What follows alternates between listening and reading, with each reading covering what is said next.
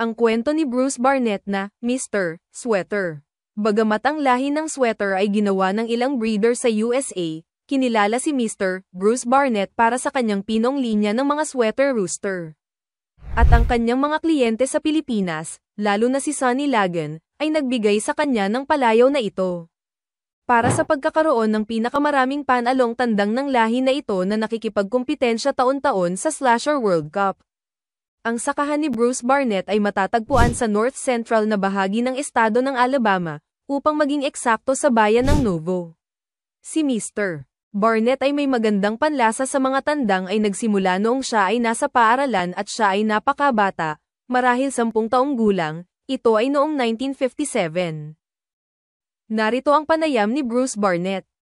Barnett, nagsimula ka sa spins, sa mga roundheads, pero saan galing ang sweaters mo? May mga sweater sa buong Alabama, karamihan sa kanila ay nakuha namin kay Carol Nesmith. Sa tingin ko siya ang nagpasikat sa mga tandang na ito. Bukod sa mga linya ni Carol, nakuha ko ang ilan mula sa isang kaibigan na nagngangalang Newton Wade, na, sa turn. Ay nakuha ang mga ito mula sa Sony Wear, nakuha naman sila ng Sony kay Roy Brady. Parehong mas maitim na sweater ang kay Brady at Mr. Jumper, hindi ko alam kung sino. Kung si Roy o Sony ang nag-cross sa kanila ng radio, o marahil pareho, ngunit sa pamamagitan ng cross na iyon ay nagsimula silang lumitaw na mas dilaw. Ito ay kung paano ko nakuha ang mga ito noong 1989.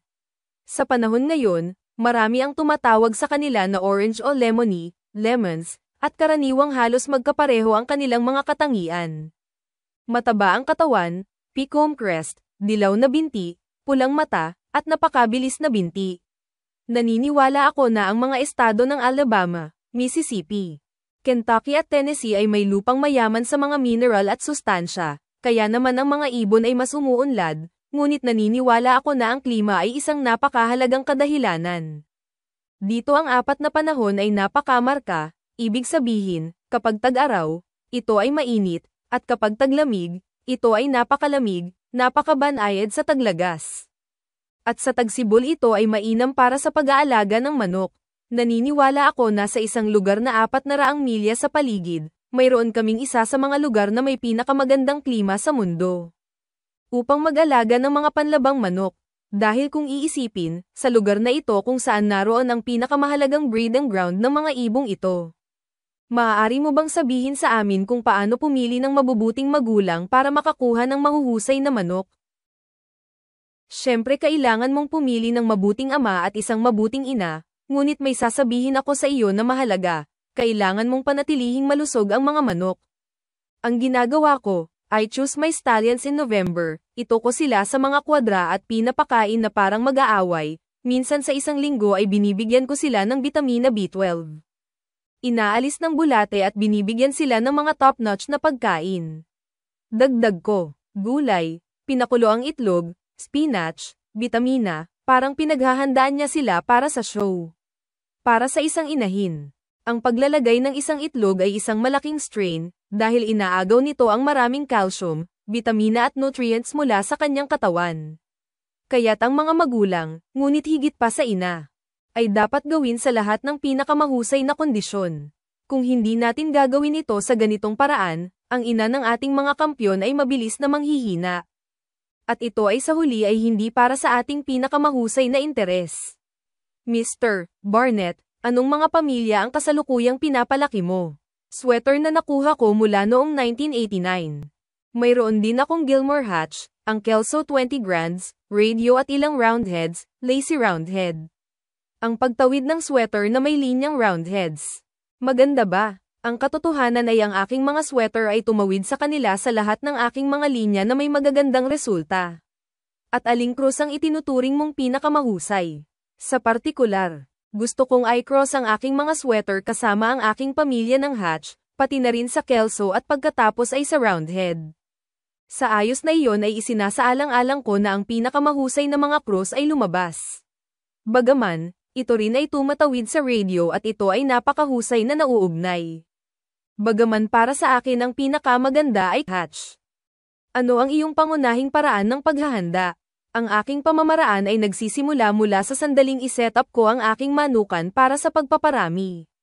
Dahil ang gagawin mo lang ay ihanda ang tandang mula sa pagsilang nito, hanggang sa araw na ito ay maglaro. Pero syempre may conditioning, maraming tao ang gumagawa nito sa loob ng 2 linggo. I consider that it is not enough. I don't believe that all the potential of the rooster is discovered in 2 weeks. Kailangan mong magsimula ng ilang linggo ng maaga. Paghahanda at pagpili ng iyong mga tandang na nasa pisikal at mental na kondisyon at perpektong timbang, at iba pa, isinasaalang-alang ko ang hindi bababa sa 2 buwan bago ang laban. Napapansin mo ito dahil hawak mo sila, pinangangasiwaan, at napansin ang kanilang mga pagbabago at adaptasyon, kaya 4 na linggo bago ang laban ay magsisimula ka ng feeding program. Ngunit kapag naabot mo na ang puntong ito ang iyong mga tandang ay nakabuo na ng isang mahusay na katawan at isang saloobin na nagpapahiwatig na halos handa na sila. Ngayon kapag nakakita ka ng tandang, maghanap ka ng dahilan upang maalis ito. Marahil ito ay dahil hindi nito naibigay ang pagganap na iyong inaasahan o dahil ang resulta nito ay mas mababa kaysa sa iba, kailangan mong alisin ang paboritismo. Kung ang tandang ay hindi masiyahan ka, tanggalin ito sa paghahanda kahit na ang iyong layaw na tandang. Ngunit bago ang nakaraang buwan ay gumugol ka na ng maraming oras kasama ang iyong mga tandang upang makarating sa puntong iyon. Ano ang iyong rekomendasyon para sa baguhang breeder? Dapat nilang gawin ang lahat na posible upang maibigay sa kanilang mga ibon ang pinakamahusay sa pinakamahusay, at ito ang iminumungkahi ko sa lahat. Kung mayroon kang 100 tandang at hindi mo ito makuha sa pinakamainam na mga kondisyon, baba ng iyong produksyon sa 50 at kung hindi mo kaya sa 50 pumunta sa 25. Ngunit sila ay inaalagaan at inaalagaan. Ngayon, kung maaari kang magkaroon ng 100 pinakamataas na kalidad na tandang, sige. Ibig sabihin, you have the time to dedicate to them. Because this means a lot, yung dedikasyon na ibinibigay mo sa mga tandang mo. Dapat mong piliin ang klima. Naglakbay ako sa Guadalajara at Michoacan, ang klima ay mainit hanggang tropikal. Alam ko na ang lupa ay napakataba, ngunit sa tingin ko ito ay masyadong mainit. Kailangan mong maghanap ng isang lugar kung saan ito ay hindi masyadong mainit. Sa lahat ng oras.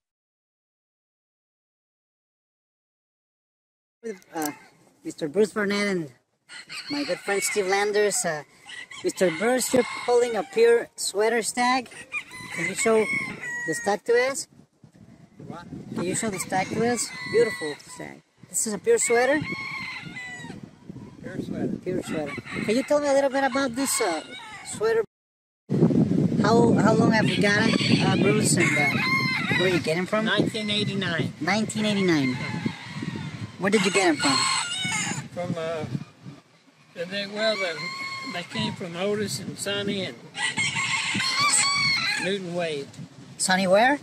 Yeah, and Newton Wade. Because the best ones come from Newton. I've done the best of those. Perfect. Over the years, have you put any One time, some double-legged patch squad. that came from? Well, originally it came from Harold Brown. All right. Well, can you show this bird? And how is this stag mark? He's marked right out, right nose. Right nose. All right. Thank you very much, Bruce. Let's put the bird back in on his pen.